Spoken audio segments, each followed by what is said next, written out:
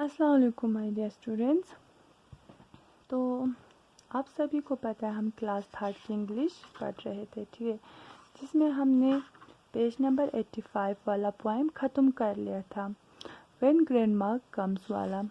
तो फिर इस पोएम में हमने एक रिलेशनशिप की बॉन्डिंग देखी थी, यानी कि एक ग्रैंड पेरेंट्स और ग्रैंड चिल्ड्रन के बीच में कैसा रिलेशन होता है, ठीक है, वो कैसे रिलेशन शेयर करते हैं। तो ये पोएम हमने कल पढ़ के ख़त्म कर लिया था। आज हम करने वाले हैं इसी पोएम के क्वेश्चन आंसर्स, जो कि है पेज नंबर 86 पे। तो फिर पहला क्वेश्चन हमें दिया हुआ है, the first part of the poem talks about what grandma brings when she visits, list some things that she brings। जो ये फर्स्ट पार्ट था, ठीक है, यानी कि फर्स्ट पार्ट हम बोलते हैं यहाँ से लेके यहाँ तक, ठीक है, यानी कि जो ये फर्स्ट पार्ट था इस पोएम का, उसमें जो ये ग्रैंड माँ था वो अपने बच्चों के लिए यानी कि अपनी ग्रैंड चिल्ड्रंस के लिए क्या क्या लेके आते थे, ठीक है, हमें उन चीज़ों की क्या बनानी है, एक लिस्ट बनानी है। तो फिर जैसे कि इनके आंसर्स मैंने लिखे हुए हैं, when grandma brings a puppy toy, जब भी ग्रैंडमा विजिट करते हैं अपनी ग्रैंड चिल्ड्रंस को, तो फिर वो क्या लेके आते हैं, पप्पी टॉय लेके आते हैं, येलो थ्रेड लेके आते हैं, ठीक है, थ्रेड हमने बोला था कि हम धागे को कहते हैं, यानी कि स्कुप्पा।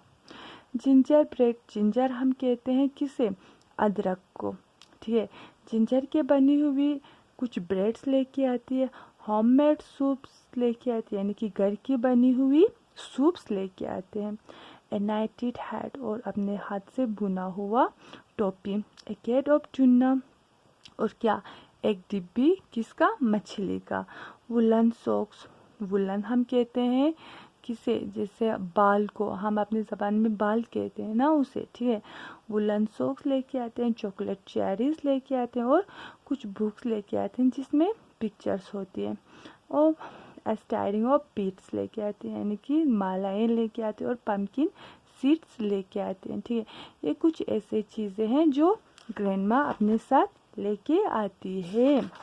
तो फिर उसी तरह हमें सेकंड क्वेश्चन पूछा हुआ है, what do grandma and the grandchild do together, what does this tell you about them.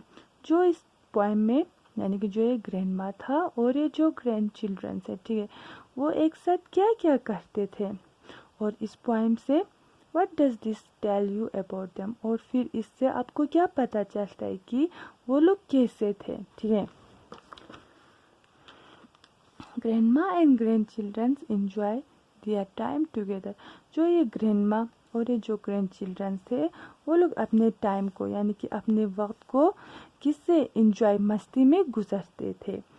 Grandma sings for the grand child, जो वो दादी माँ थी वो गाती थी किससे, किसके लिए, अपने ग्रैंड चिल्ड्रंस के लिए, अपने पोता पोतियों के लिए, और उनके हेयर्स को ब्रश करते थे, उनको पुश करते थे ताकि वो भी गाए, वो भी नाचे, ठीक है, और उनको रॉकिंग चेयर पे रॉक करवाती थी, यानी कि झुलाती थी, डांस करती थी अपने बच्चों के साथ, उनको पढ़ाती थी, ठीक है, और उनके साथ कैंडी स्टोर तक भी जाती थी ताकि उनको स्वीट्स खरीद के दे सके, और कभी कभार उनको खिलाती भी थी, ठीक है, and puts her to bed at night, और उनको रात को सुलाती भी थी, ठीक है।